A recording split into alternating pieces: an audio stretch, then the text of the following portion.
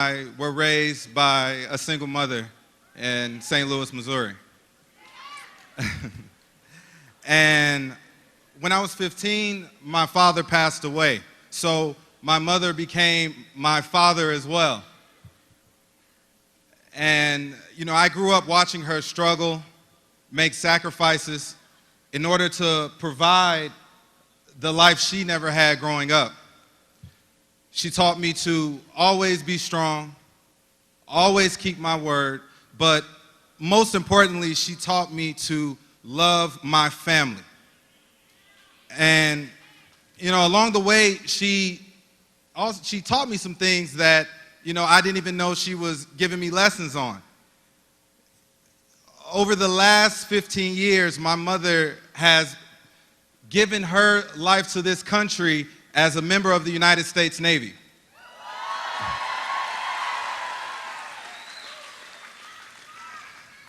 And at the age of 22, I actually became my younger sister's legal guardian, and we moved to Coral Springs.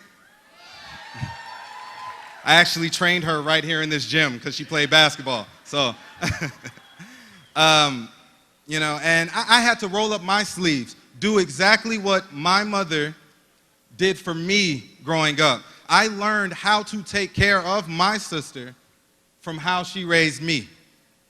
And for that, Mom, I could never repay you. So I know you're watching. I love you, Mom. Her example is the reason why I have served as a mental health therapist, working with some families that really needed it, working every day trying to offer them hope, show them that there could be better days coming. My mother working so hard is why now I actually teach 7th grade civics.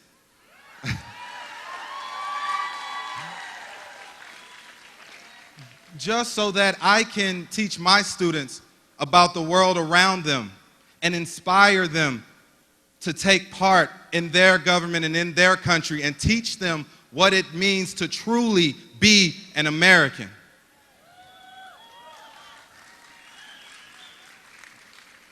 Now, we're joined here today by someone who knows exactly what it means to be an American.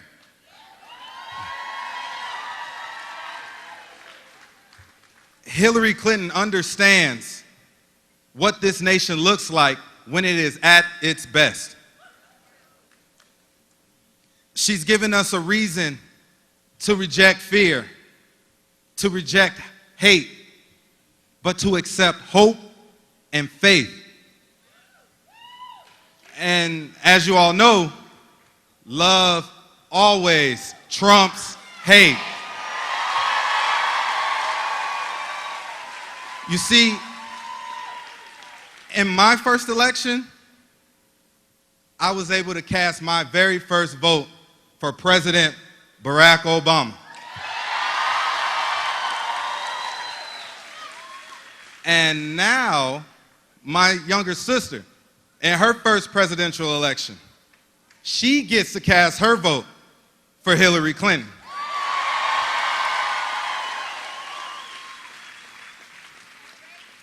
And see, that is the greatness of America. Like, that is the greatness. And I will not allow us to move back. You shouldn't allow us to move back. And Secretary Clinton will not allow us to go back in time. We have no other choice. She understands better than anyone, regardless of what people try to throw in her way, she continues to fight. She continues to press on. She knows that there is a job that she has to do, and she will not stop until it is done. So that's why I know she will deliver for us when she promises to raise the minimum wage. That's why I believe her when she says that she will, fix a backwards criminal justice system, confront sentencing inequalities, and racial profiling. And I also know that when she is in office, she will appoint Supreme Court justices that will protect our liberty and equality. No matter your gender, no matter your race, no matter where you're from, no matter what language you speak, she will look out for you. Long before the public ever knew her name, Hillary Clinton has been looking out for our nation's children and families. She understands these core values that my mother taught me. She revolutionized the way we look at the First Lady. And you better believe, with our help, she will forever change the way we look at Commander-in-Chief.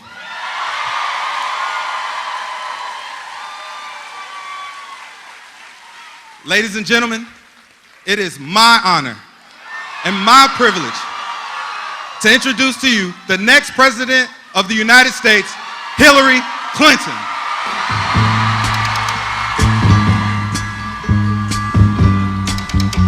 Listen, baby, ain't no mountain high, ain't no valley low, ain't no river wide enough, baby. If you need me, call me, no matter where you are, no matter how far. Don't worry, baby, Just call my name, I'll be there in a hurry. You don't have to worry, oh baby, there ain't no mountain high enough, ain't no valley low enough, ain't no river wide enough to keep me from getting to you, baby. Remember the day I set you free, I told you you could always count on me, darling. From that day on, I made a vow, I'll be there when you want me, some way, somehow. Oh baby, there ain't no mountain high enough, ain't no valley low enough. Whoa!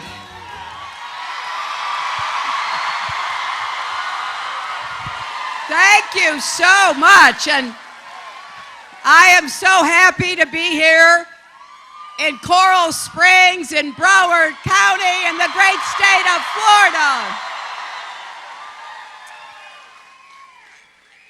And I know there's a big overflow crowd in the next building over. I think they can see and hear us, but I wanted to thank them for being part of today's event. And I've got to recognize Joshua Simmons, who just introduced me. He is a civics teacher at Pompano Beach Middle School, and boy, are his students lucky to have him and his enthusiasm. And I want to also commend him for talking about his mother and how hard she worked, and his sister, who he helped to raise. We really are stronger together, and that starts in families and neighborhoods and communities. Well, you heard from a lot of my friends who represent you, starting with my great friend and former colleague, your Senator Bill Nelson. And I am looking forward to working with Bill as we make sure to continue the progress that will move us all forward together. And I sure hope Florida sends some reinforcements to the Senate and elect Congressman Patrick Murphy. I think Florida deserves a full-time senator, don't you? And I want to thank my friend, someone who has just worked her heart out, not just for her constituents, but for Democrats across America, Congresswoman Debbie Wasserman Schultz. And another great friend of mine, going back more years than we care to remember, I'm so pleased he's here with us, Congressman Alcee Hastings. And I know that Congressman Ted Deutsch, who represents this district, is over in Israel for the funeral of a great, great man, Shimon Peres. And I want to thank Ted for all of his support and his hard work. You know, before I get started and really talk about everything that's at stake and what we have to do the next 39 days to make sure we win this election, I wanted to say a few words about the tragic passing of Jose Fernandez. You know, when he left Cuba, he did not speak a word of English. He didn't let that stop him. He pursued his dreams. He wanted to, and he became one of the best baseball players that Miami has ever seen. And he never forgot where he came from. He worked hard to give back to the community that had given so much to him. Jose's life really embodied the American dream, and at 24 years of age, he was just getting started. I'm sure you join me in saying that our thoughts and our prayers are with his family, with his fans, and everyone whose life he touched during his extraordinary career. I also want to mention another resident of Coral Springs, and that's a man named Bob Levinson. My heart goes out to Bob's family. He disappeared in Iran more than 9 years ago, and it is long past time for the Iranian regime to provide us information about his whereabouts and let him return home to his family. Now, did any of you see the debate the other night?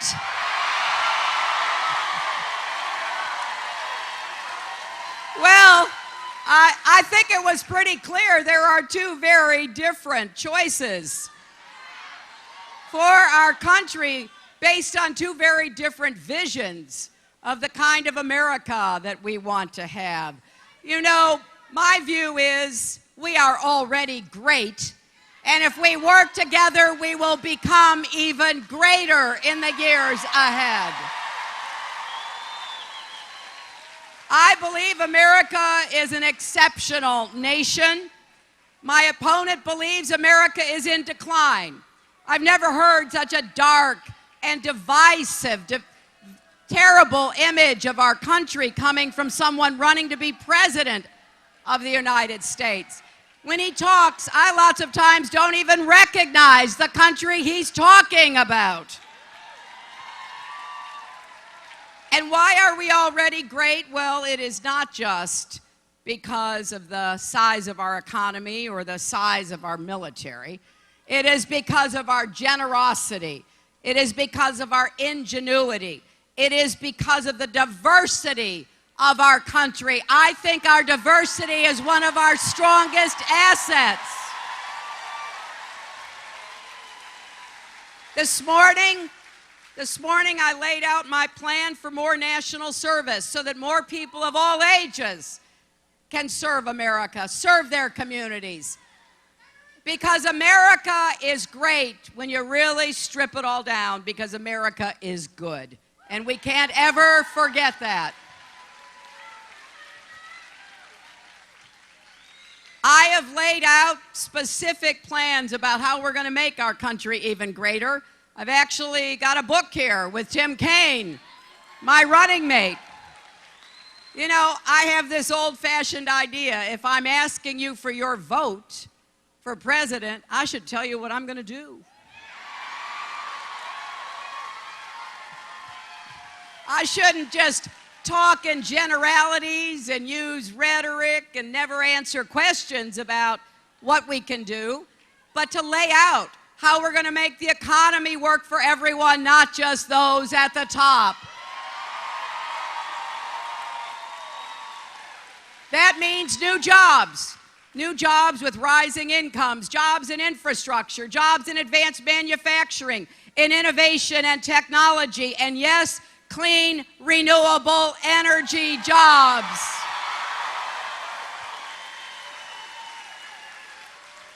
My opponent's only infrastructure plan is to build a wall.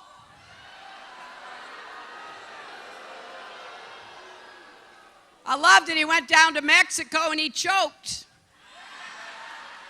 He didn't even raise it. He's been going around telling people for months, we're going to build a wall, we're going to make Mexico pay for it. So he's sitting with the president of Mexico and he doesn't even bring it up. He finds it a lot easier to insult women than to talk to the president of Mexico about building a wall.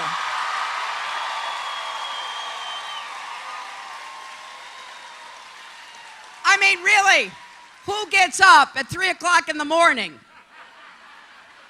to engage in a Twitter attack against a former Miss Universe? I mean, he hurled as many insults as he could. Really, why does he do things like that? I mean, his latest Twitter meltdown is unhinged, even for him. It proves yet again that he is temperamentally unfit to be president and commander-in-chief.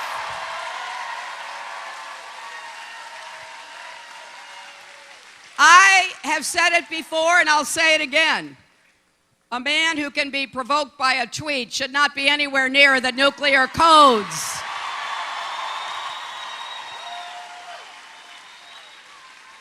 So I'm going to keep talking about what we can do together after this election.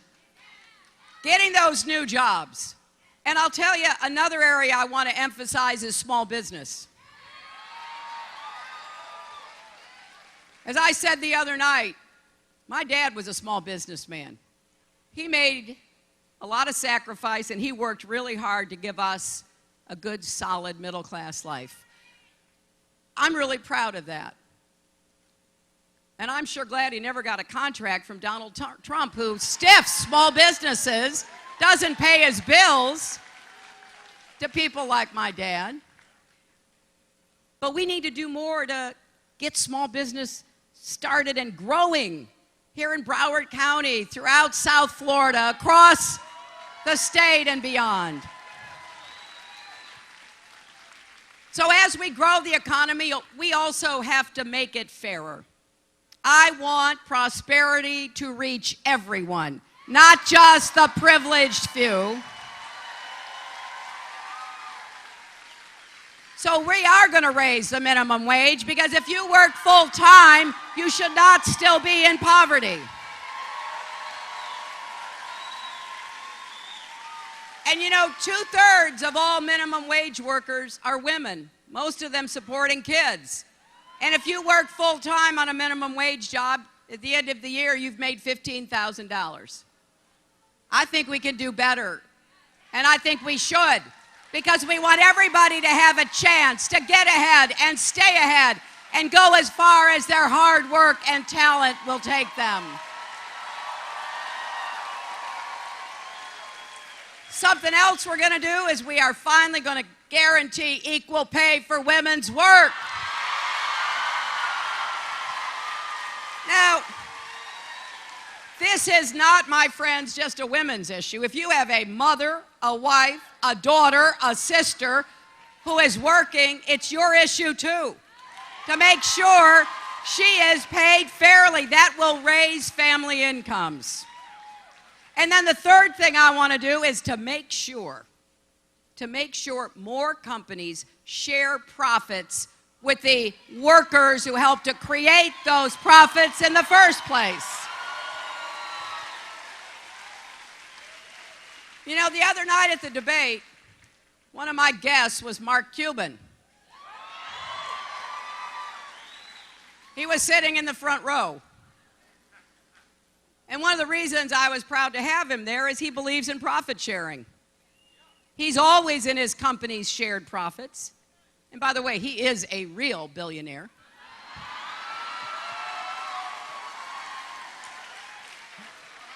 And when he sold his first company, he shared the profits from the sale, and 300 people who worked for him, who helped to make him a success, became millionaires. I want to lift up and use as examples business leaders like that. Not somebody who stiffs contractors, who doesn't pay dishwashers and painters and plumbers and glass installers and architects and marble installers and so many else, but somebody who has the right attitude, that we're stronger together in business just like we are in government and America. And you know, the other thing we have to do more of is to make sure that we help deal with some of the stresses that American families are facing. It is hard to balance family and work, isn't it? I think we can do better. I want to see us have paid family leave, earned sick days, affordable child care,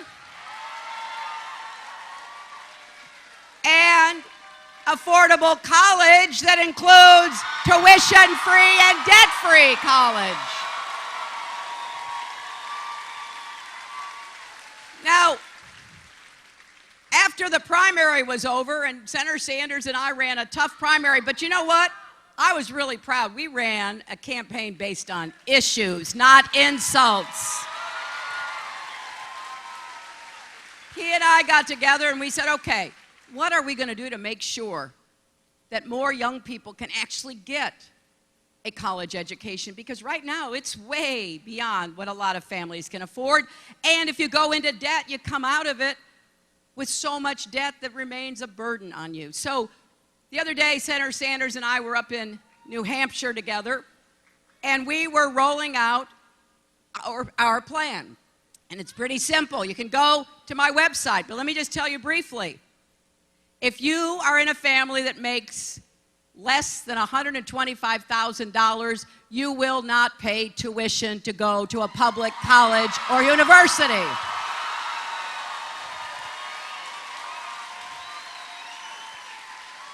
And if you make more than that, you will pay what you can afford, but you will not have to borrow money because it will be debt-free for you to go.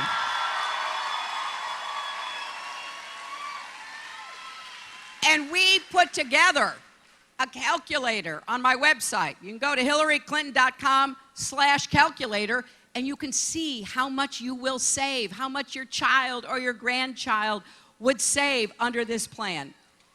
But I also believe a 4-year college degree, which is an important part of getting an education to get ahead, should not leave you mired in debt. So we are going to help you refinance your debt, get the interest rates down, and if you're willing to do public service, national service, we're going to forgive your debt over time.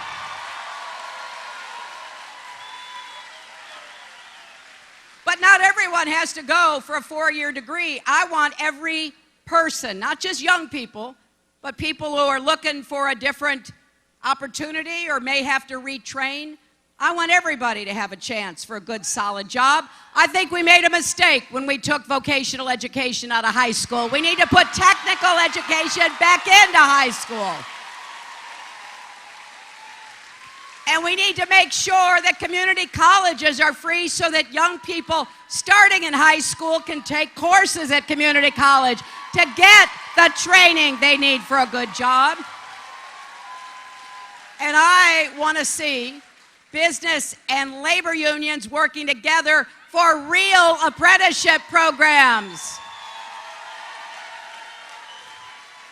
Not the kind that lead to being told you're fired, the kind that lead to being told you're hired. Now, I'm excited about this. I really am. I am confident and optimistic about our country. We never get anything done if all we do is get down in the mouth and feel bad and complain and try to blame somebody for something else. That's not who we are as Americans. We need to lift ourselves up And we need to roll up our sleeves and get to work to make sure the future is what it should be for our country.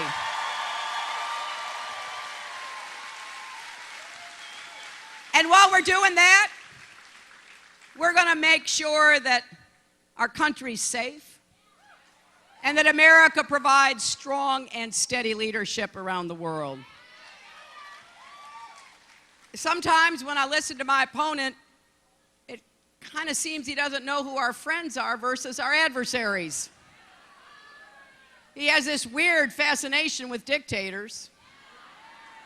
He's kind of signed up for the Vladimir Putin wish list. He doesn't care whether NATO falls apart, and he is really cavalier about other countries getting nuclear weapons. He said he doesn't care. Let Japan, South Korea, even Saudi Arabia get a nuclear weapon. Whoa. That's the kind of dangerous, reckless talk that people around the world pay attention to. As I told him in the debate, he actually said, well, we may or may not defend our allies in Asia.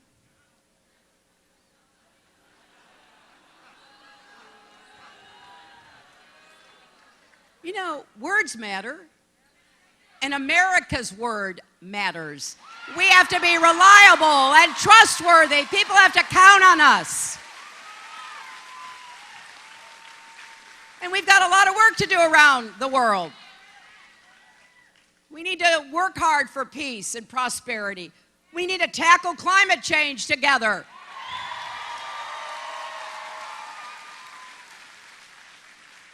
Climate change is real. Florida knows that. My opponent thinks it's a hoax created by the Chinese. And you know what that means is he would not be able to take advantage of the economic opportunities that climate change presents. You see, some country's going to be the clean energy superpower of the 21st century. I think it's going to be either China, Germany, or us. I want it to be us, and it can be us if we make up our minds for that to happen. Let's deploy 500 million more solar panels. Let's produce enough clean energy so that every home in America can be powered by it. There's so much we can do together. And that means we got to work with other countries. And we've got to demonstrate that we support our allies, whether they're in Europe, the Middle East with Israel, or Asia, that we stand with those who stand with us.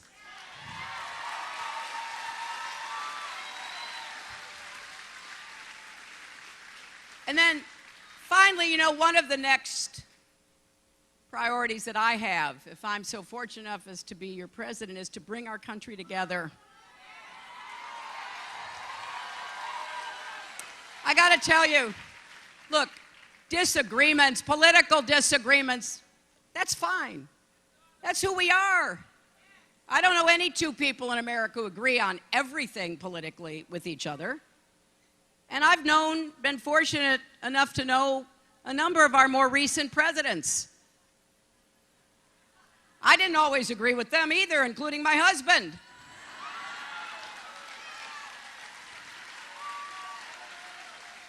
But I'll tell you this, Republicans and Democrats alike, I never doubt they were trying to put the country's interests first. They were trying to bring people together, not pit us against each other. And one of the things I will do from the very beginning, the very first day of my administration, is to make on day one, you're right,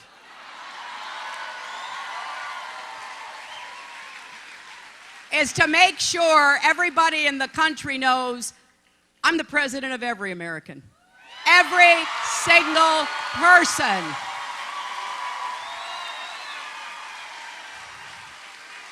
Now,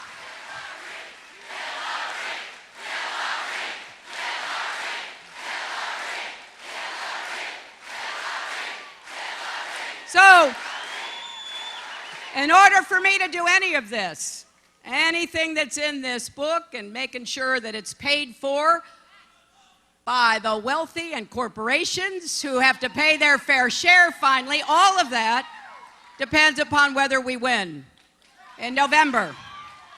The stakes could not be higher, so here's what I'm asking all of you. How many of you know you're registered to vote?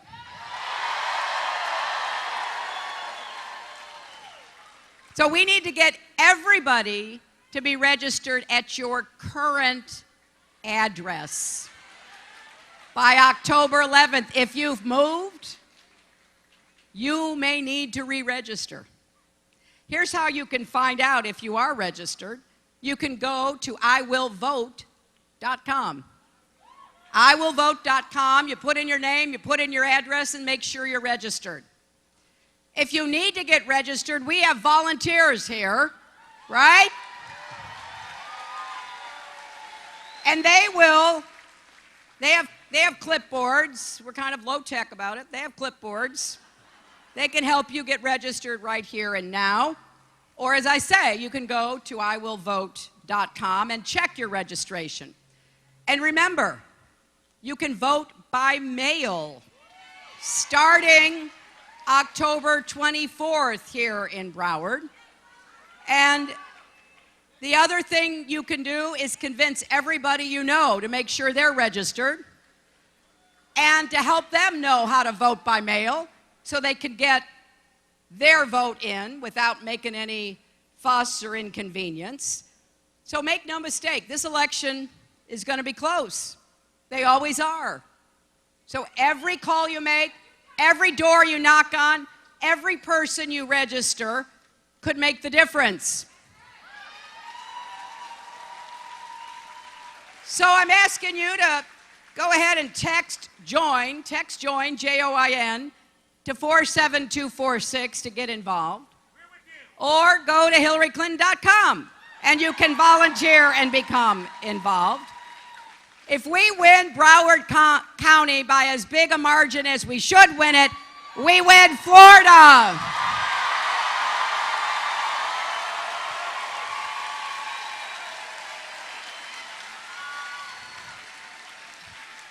And like I say, I'm not just excited about winning an election. I'm excited about doing the work. I'm excited about listening to Americans. I'll continue to travel our country. I'll be here in Florida so much you'll get sick of me.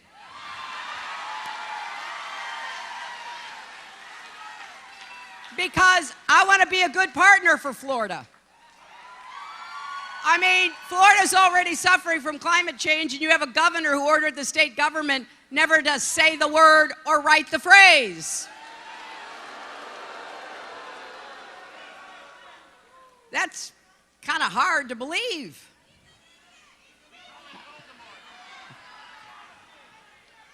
So there's a lot we're going to do together. Jobs, rising incomes, opportunities, and that's what gets me excited. So here's what I hope you will do. When you leave here, if somebody says, "Where were you this afternoon?" You say, "Oh, I went to a rally for Hillary Clinton."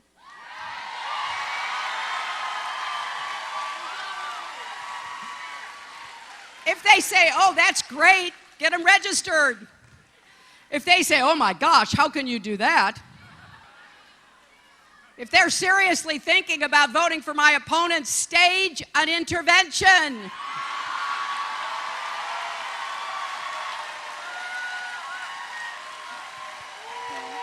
Really? Because remember, friends don't let friends vote for Trump.